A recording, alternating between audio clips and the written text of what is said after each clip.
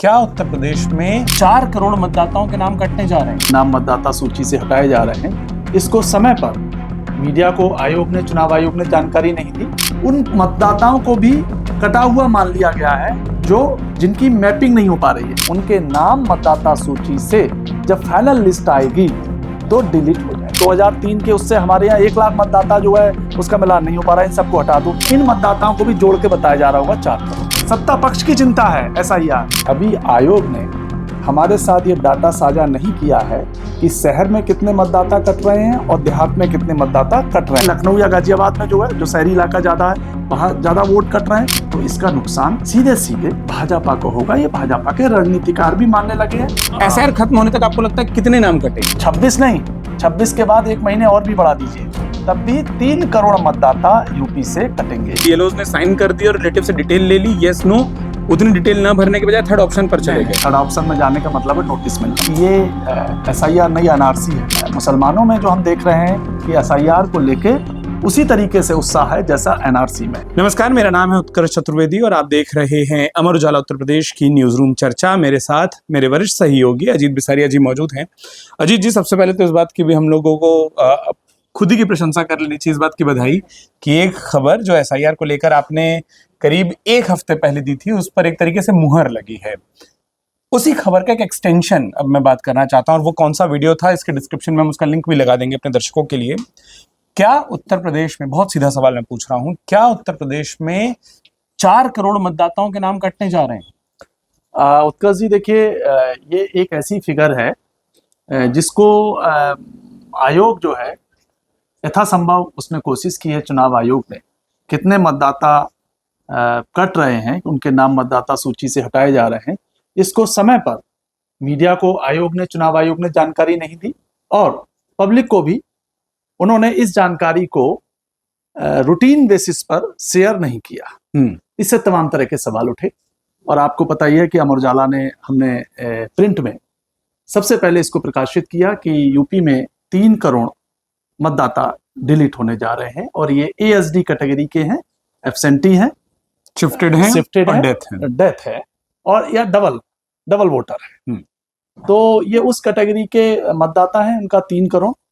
उसके बाद हमने आयोग से जानना चाहा कि जिलेवार हमको संख्या पता लगे, लेकिन आधिकारिक तौर पर आयोग ने उसको भी जारी नहीं किया। लेकिन हमें अपने कुछ सोर्सेस के माध्यम से उसका पता लगा, तो हमने उस पर एक रिपोर्ट और प्रकाशित की कि लखनऊ में और गाजियाबाद में या पूरे जिले में जिलेवार हमने पूरी फिगर अभी किन किन जिलों में सबसे ज्यादा कट रहे हैं वो हमने एक फिगर दी जी।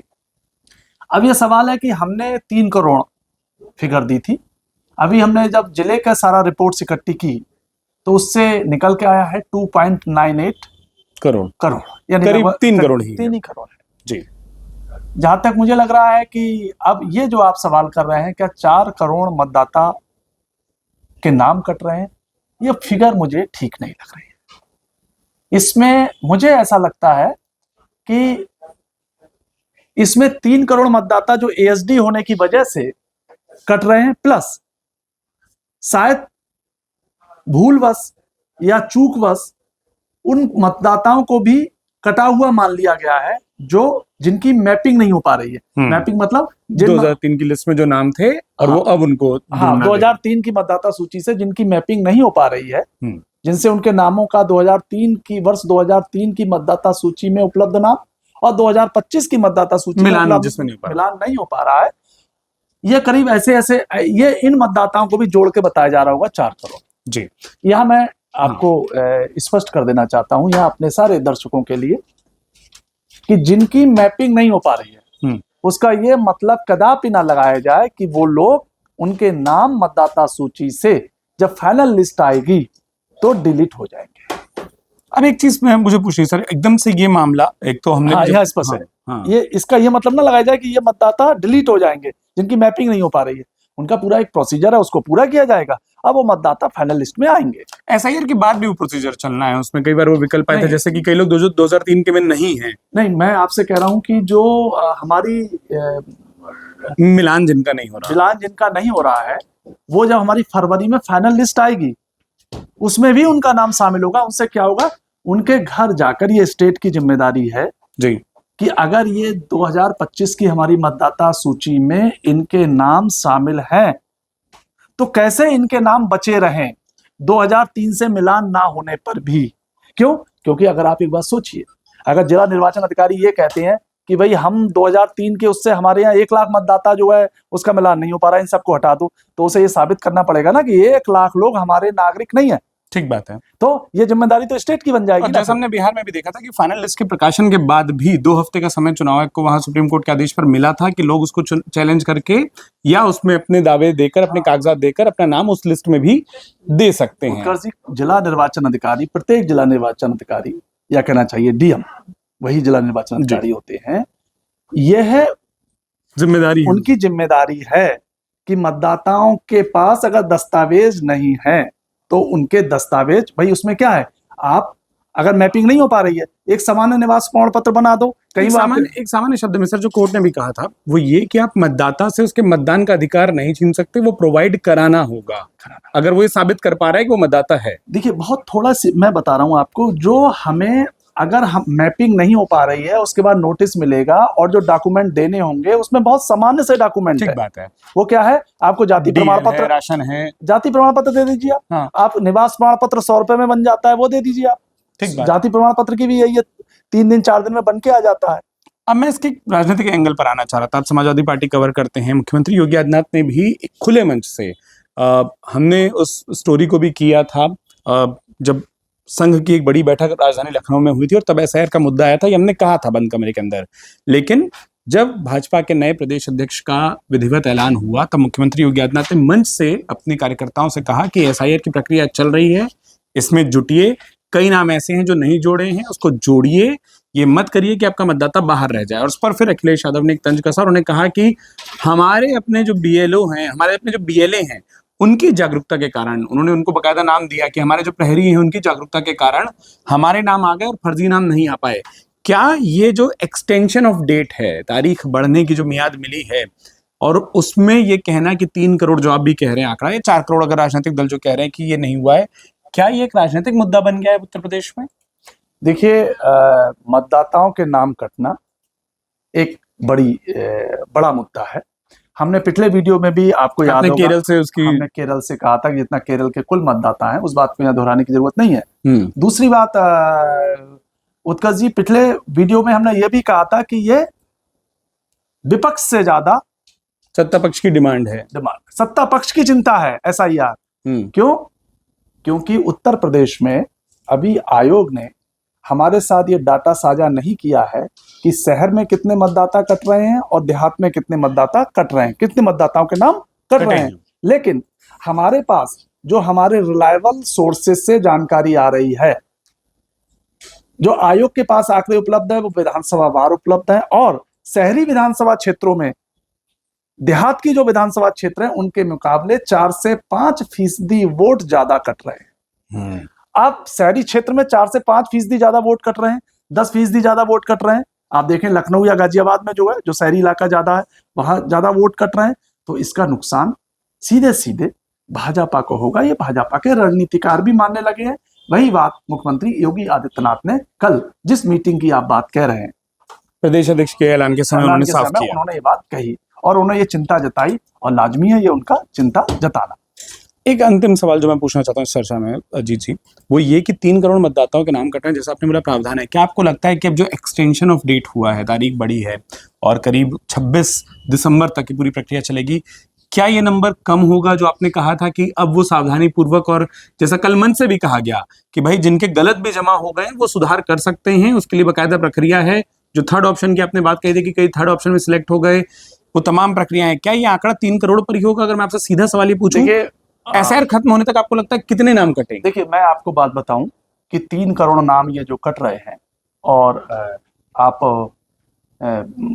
मैं जो मेरे सोर्सेज बता रहे हैं, ये पूरी ईमानदारी के साथ काम हुआ है और ईमानदारी से वोटर लिस्ट का सत्यापन हुआ है, या जो प्रक्रिया एसआईआर की प्रक्रिया पूरी की गई है, ठीक से पूरी की गई है, उसी का परिणाम है कि 3 करोड़ वोट कट रहे हैं सर। और आप इसकी डेट 26 नहीं, 26 के बाद 1 महीने और भी बढ़ा दीजिए, तब भी 3 करोड़ मतदाता यूपी से कटेंगे ही। पर जब आप कहते हैं ठीक से, विपक्ष की बकायदा ढेर सारे आरोप हैं, जैसे थर्ड ऑप्शन वाला आरोप सबसे ज्यादा समाजवादी पार्टी ने लगाया। उन्होंने कहा ठीक है आपने फॉर्म भरे, पर आपने फॉर्म जल्दी में भरे हैं। कई जगहों पर आपने बस बीएलओज ने साइन कर दिया और रिलेटिव से डिटेल ले ली, यस नो, उतनी डिटेल ना भरने के बजाय थर्ड ऑप्शन पर चले गए। आपने ठीक बात है कि आपने अगर थर्ड ऑप्शन में चले गए हैं, थर्ड ऑप्शन में जाने का मतलब है नोटिस मिल रहा है। हाँ। लेकिन नोटिस मिलने का मतलब आप ये कदापि ना माने कि नोटिस मिलने का मतलब ये है कि आप का जो है वोट कट जाएगा। पर अब ये मतदाता की जिम्मेदारी ज्यादा होगी ना। नहीं, मतदाता की जिम्मेदारी, मैं फिर आपको करेक्ट कर रहा हूँ, हम्म। ये मतदाता की जिम्मेदारी नहीं है,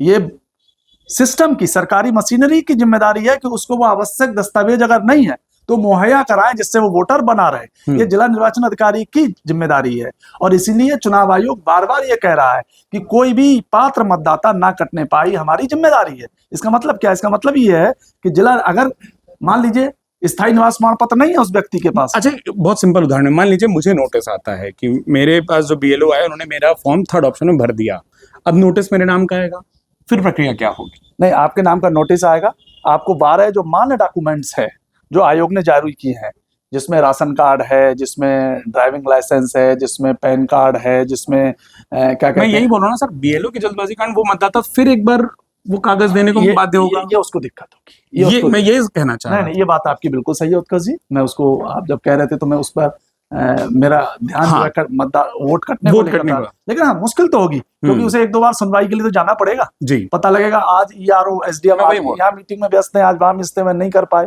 फिर दिक्कत होगी। और इसी बात को शायद विपक्ष उठा रहा है। लेकिन मैं एक बात और भी बताऊं, अभी भी मतदाताओं के पास समय है, क्योंकि हमारा एन्यूमरेशन फॉर्म, गणना प्रपत्र भरने जमा करने की अंतिम तिथि 26 दिसंबर है और आज हम कितनी तारीख में खड़े हैं? 15 में जी। आपने पिछली बार भी कहा था हमारे पास, आप इसको करेक्ट करवा सकते हैं, वो अपने बीएलओ को एप्लीकेशन दें, वो हर तहसील में, आपने प्रक्रिया बताई थी पिछली बार, हर तहसील में एक ऑफिस बना है, वही एसआईआर से संबंधित, वहां जाए और अपनी शिकायत दर्ज कराएं। बहुत शुक्रिया अजीत जी। और जो सबसे बड़ी खबर इस वक्त एसआईआर पर निकल कर आ रही है वो है कि कितने नाम उत्तर प्रदेश में मतदाता सूची से, जो एक मसौदा पहले आएगा उससे कट सकते हैं।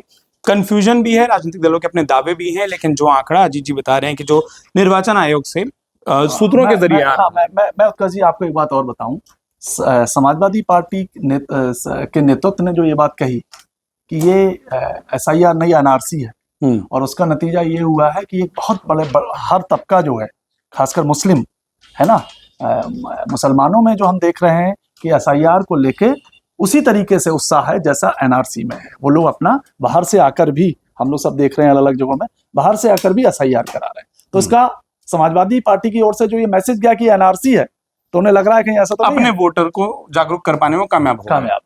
चलिए, अब इसके राजनीतिक मायने क्या हैं, बाकी पार्टियों में क्या चल रहा है, वो तमाम अपडेट भी आपके लिए लेकर आएंगे। 26 तारीख की तक ये पूरी मियाद है, ये कवायद चलनी है और उसके बाद किस तरीके से एक्शन, रिएक्शन, तारीखें और पॉलिटिकल पार्टियों के स्टेटमेंट क्या होते हैं वो भी आपको बताएंगे। भरे मन से भाजपा की कवायद दिख गई, समाजवादी पार्टी क्या कर रही है अजीत जी ने वो भी बता दिया।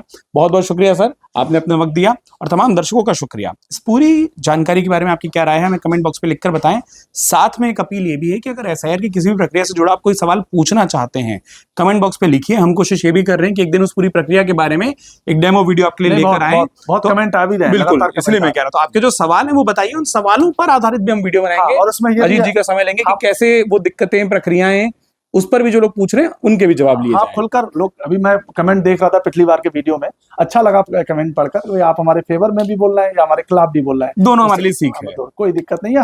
हम आपके डिसफेवर के कमेंट से भी बहुत कुछ सीखते हैं। बिल्कुल, और ये सीख जारी रहे। अपना वक्त देने के लिए आप सभी का बहुत बहुत शुक्रिया। अमर उजाला उत्तर प्रदेश को सब्सक्राइब जरूर करें। बहुत बहुत धन्यवाद। अगर आप ये वीडियो YouTube पर देख रहे हैं तो हमारे चैनल को सब्सक्राइब करें और बेल आइकन को दबाना ना भूलें। अगर आप Facebook पर ये वीडियो देख रहे हैं तो हमारे पेज को लाइक करें।